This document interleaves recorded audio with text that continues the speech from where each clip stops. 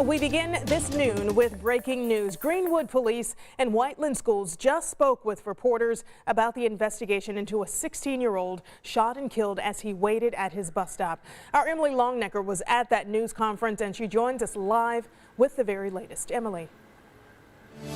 Yeah, Karen, that news conference just wrapped up about 30 minutes ago, and during it we learned that the victim and the suspected shooter knew each other. They were acquaintances. They lived in nearby neighborhoods, but at this point police are still not giving a motive for the shooting.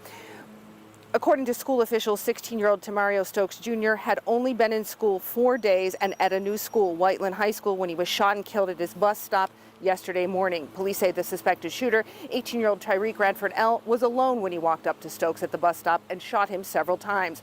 Police say Radford L. took off towards some nearby cornfields. They say they caught him 3 hours later walking towards a house on Declaration Drive. They say he was soaking wet, and that's when they arrested him because he matched the description of the shooter from witnesses. Now, Radford L. has been charged preliminarily with murder and is in the Johnson County Jail.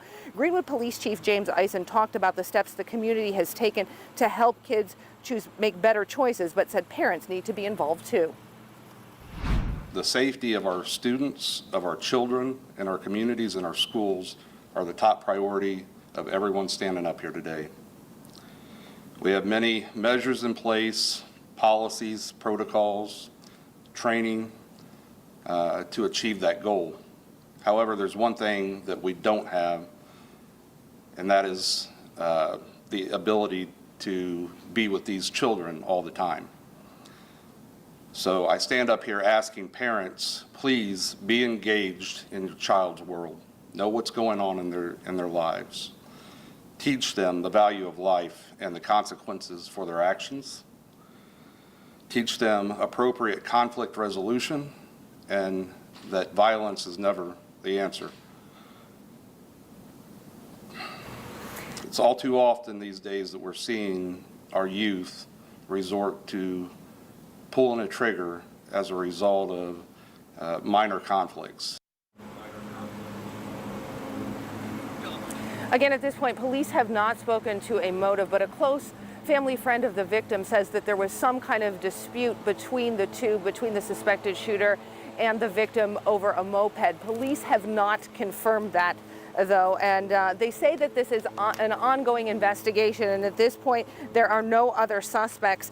Police are also saying they don't know where the suspect got the gun. They're not even saying at this point if they have recovered the gun. We are told the Johnson County prosecutor could have more details on the case next week. We will have those details and more details, including some thoughts from a family friend of the victim tonight at 5 and 6. Karen? All right, Emily, thank you so much. We know that community is still in mourning, and we send our thoughts and prayers to that young man's family. You can read more about this breaking update on our news app and website, WTHR.com. We will also have more coverage starting at 5 p.m.